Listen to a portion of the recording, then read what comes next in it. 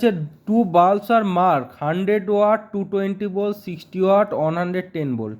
প্রথম বাল্বটার power 100 watt আছে, ভোল্টেজ 220 ভোল্ট আছে। সেকেন্ড বাল্বের পাওয়ার হচ্ছে 60 ওয়াট আছে, ভোল্টেজ 110 ভোল্ট আছে। ঠিক আছে, বুঝতে পেরেছিস? এইবার কি দেখ, পি ইজ ইকাল টু, আমরা একটা ফর্মুলা জানি, P is equal to V square by R. বুঝতে পেরেছিস? P is equal to V square by R.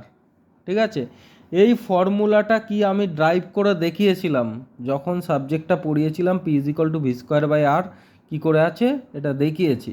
ঠিক আছে, এখন আমরা অঙ্ক করবো এই ফর্মুলাটা অ্যাপ্লাই করে।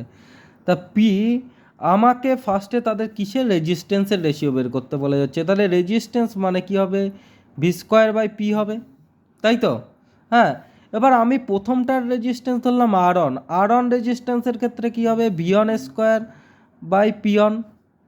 তা আমার ভি অন স্কোয়ার কত আছে, 220 ইন্টু 220, পি অন মানে কত আছে 100, 0 0 0 0 কেটে দিলাম।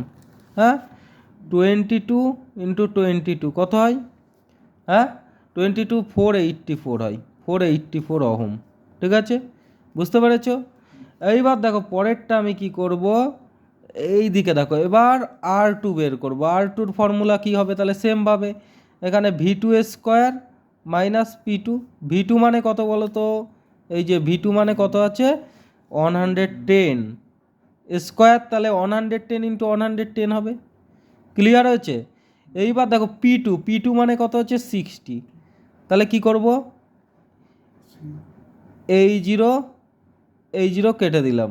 আর কিছু কাটা যাবে, এটা 2 দিয়ে কাটলে কত 55 হবে, এটা 2 দিয়ে কাটলে 3 হবে, তাহলে এখানে 55 ইন্টু 11/3 এটা হলো, এত ওহম হলো। এবার আমাদের রেজিস্ট্যান্সের রেশিও বের করতে বলেছে R1 বাই R2। R1 এর ভালো কত 484। হ্যাঁ, এবার দেখো এটা 55 ইন্টু 11/3, তাহলে 3টা উপরে উঠে যাবে, 484 ইন্টু 3/55 ইন্টু 11। ঠিক আছে, দেখো 4 11 44, 4 44, 4 11 44 হলো, 4 11 44, 5 11 55, 3 4 12/5। ঠিক আছে, তাহলে এটা কত হলো 12:5। বুঝতে পেরেছ? হ্যাঁ, ক্লিয়ার?